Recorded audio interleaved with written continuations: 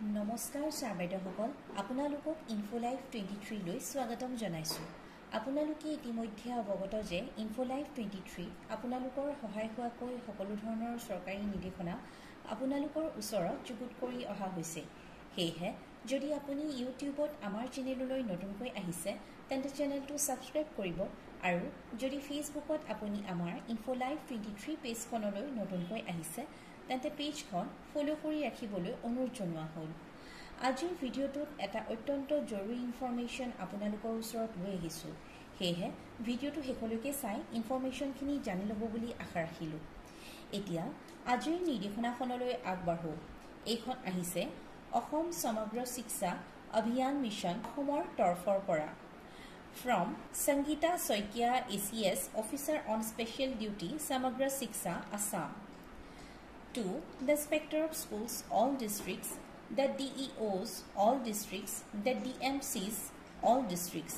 Your subject to hoise regarding circulations of DO letter regarding proper implementations of learning materials under Nipun Ahom FLN and ECCE Kastreni.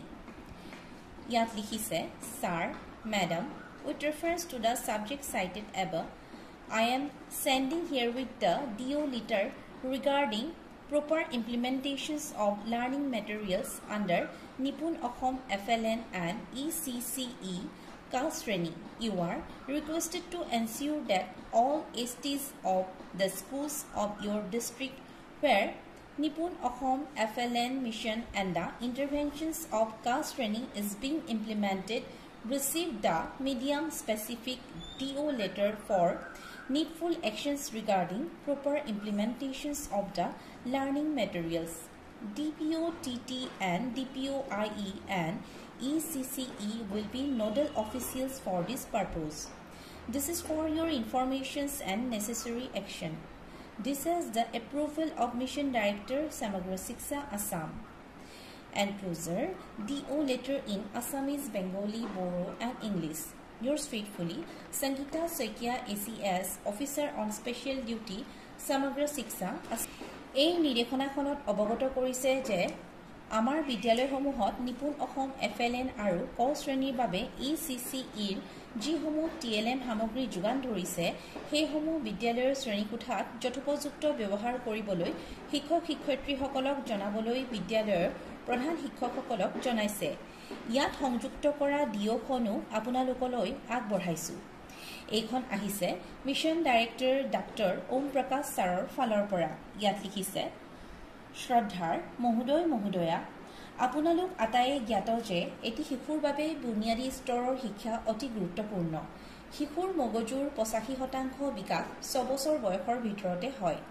এই বিকাশ বুনিয়াদী স্তৰৰ সামাজিক, আৱেগিক, বৌদ্ধিক, শাৰীৰিক, যোগাযোগৰ দক্ষতা আদিৰ দিশত পৰিলক্ষিত হয়। এটি শিশুৰ সৰ্বাংগীন বিকাশৰ বাবে বিদ্যালয়ৰ বুনিয়াদী স্তৰৰ শিক্ষাৰ আদান প্ৰদান পদ্ধতি আনন্দদায়ক, খেলভিত্তিক হোৱাটো বাঞ্ছনীয়। এই বিষয়টোক গুৰুত্ব প্ৰদান কৰি সমগ্ৰ শিক্ষা অসমে ক শ্ৰেণীৰ পৰা তৃতীয় শ্ৰেণীলৈ বিভিন্ন শিক্ষণ সামগ্ৰী বিদ্যালয়সমূহত যোগান ধৰি আহিছে।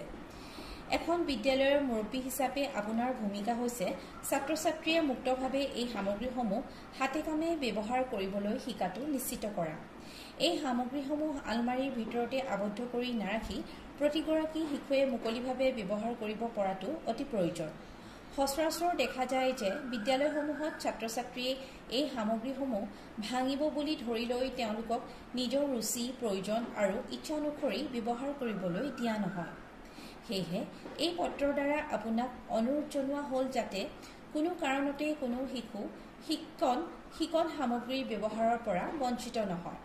ইয়াৰ উপৰি আপোনাৰ বিদ্যালয়ৰ শিক্ষক শিক্ষয়িত্ৰীক শ্ৰেণীকোঠাৰ পাঠ আদান প্ৰদান প্ৰক্ৰিয়াত এই শিকন সামগ্ৰীসমূহ নিয়মীয়াকৈ ব্যৱহাৰৰ সুযোগ দিয়ে যেন।